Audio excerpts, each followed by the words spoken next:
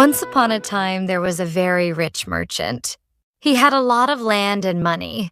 Sometimes he had to travel for his business. One day, he went on a long journey. He rode his horse and carried a small bag.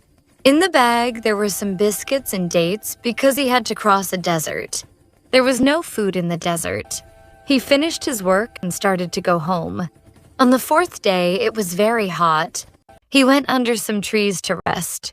He found a fountain of clean water under a big walnut tree.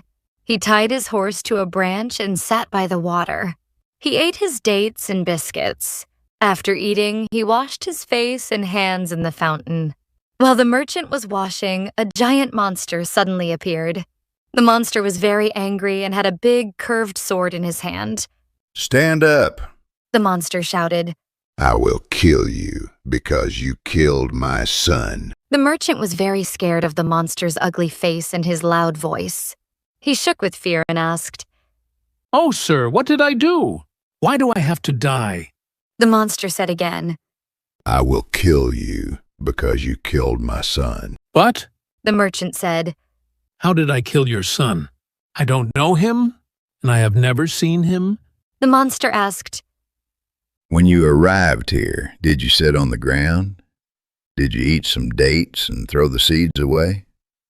"Yes," the merchant said. "I did that." "Then," the monster said, "you killed my son. When you threw the seeds, my son was passing by. One seed hit him in the eye and killed him. So I must kill you." "Oh, sir, please forgive me," the merchant cried. "I will not show you any kindness," the monster answered. "I didn't mean to kill him. It was an accident. Please save my life." The merchant begged. "No, Said the monster. I will kill you just like you killed my son." He grabbed the merchant's arm, threw him down, and raised his sword to cut off his head. The merchant cried and talked about his wife and children. He tried to stop his death.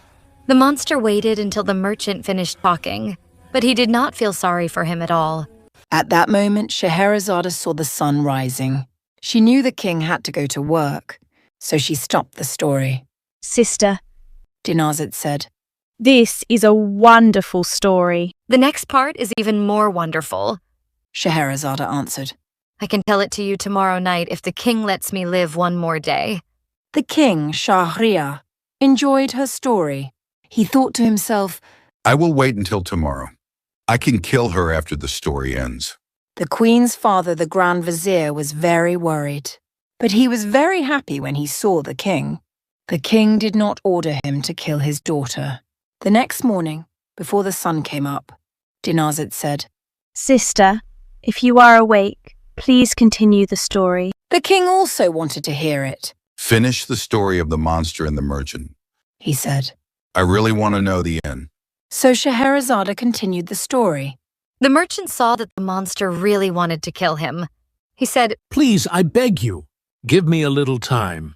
I want to go home and say goodbye to my wife and children. I also need to write my will. After that, I will come back here, and you can kill me." The monster said, "If I give you time, I am afraid you will not come back." "I promise you," the merchant answered. "I will surely come back." "How much time do you need?" Asked the monster. "I need 1 year." The merchant replied. "I promise that 1 year from tomorrow, I will wait under these trees for you." Then the monster left the merchant and disappeared. The merchant felt better after being scared. He got on his horse and went home. When he arrived home, his wife and children were very happy to see him. But he did not hug them. Instead, he started to cry very hard. They soon knew that something was wrong. "Please tell us," his wife said. "What happened?" "Oh," her husband answered. "I have only 1 year to live." Then he told them about the monster and his promise. He said he had to go back in a year to die. When they heard this, they were very sad and cried a lot. The next day, the merchant started to organize his things. He paid his debts first. He gave gifts to his friends and money to poor people. He also set his slaves free and took care of his family's future. The year passed quickly, and he had to leave. He was so sad that it was very hard to say goodbye. Finally, he reached the tree on the exact day he promised. He got off his horse and sat by the water. He waited for the monster and felt very nervous. While the merchant was waiting, an old man with a deer came to him. They said hello to each other. The old man asked, "Brother, why are you in this desert? There are many bad monsters here. These trees are beautiful, but it is dangerous to stay here long." The merchant told him his story. The old man was very surprised. "That is a very strange story," he said. "I want to watch your meeting with the monster." Then he sat down with the merchant. While they were talking, a second old man came with 2 black dogs. He asked what they were doing there. The first old man told him about the merchant and the monster. As soon as the second old man heard the story, he also decided to stay and watch. Then a third old man arrived. He asked why the merchant looked so sad. They told him the story, and he also decided to stay with them. Soon they saw thick smoke far away. It looked like a cloud of dust. The smoke came closer and closer. Then, suddenly, it disappeared, and the monster appeared. He did not say anything to the old men. He just went to the merchant, grabbed his arm, and said, Stand up. I will kill you because you killed my son. The merchant and the 3 old men started to cry loudly. Then the old man with the deer knelt down in front of the monster. He said, "O Prince of Monsters, please stop your anger and listen to me. I will tell you the story of me and this deer. If my story is more surprising than the merchant's story, will you forgive 1/3 of his punishment?" The monster thought for a while and said, All right, I agree.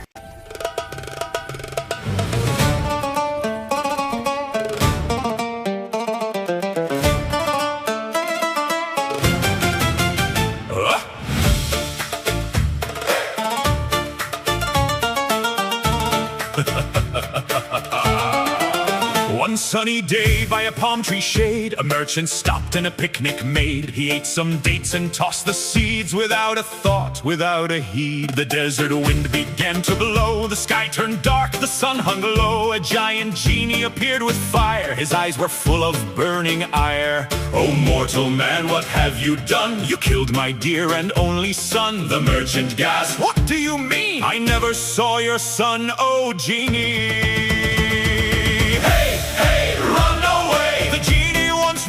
Today, a flying seed, a shocking fate. Now the merchant has to wait. Hey, hey, what a scene! A very angry desert genie. One small snack, one tiny throw. Who knew it could cause so much woe?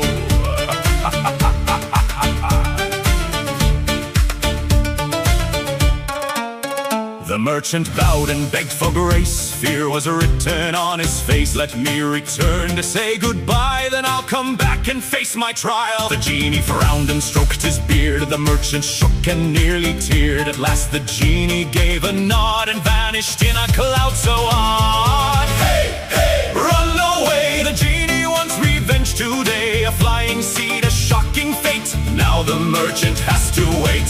Hey, hey, what a scene! A very desert genie, one small snack, one tiny throw. Who knew it could cause so much woe?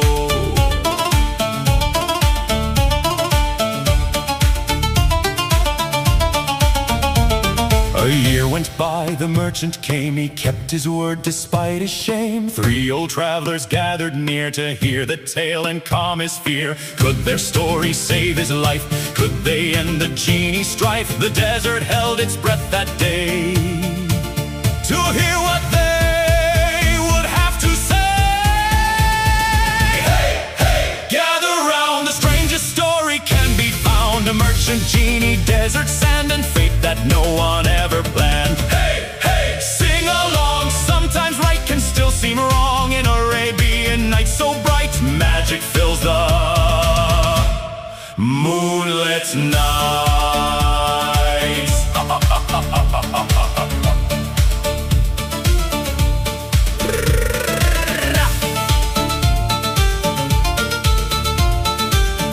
And magic stars above, fear and mercy, hope and love. In the desert's golden light begins the tale of Arabian Nights.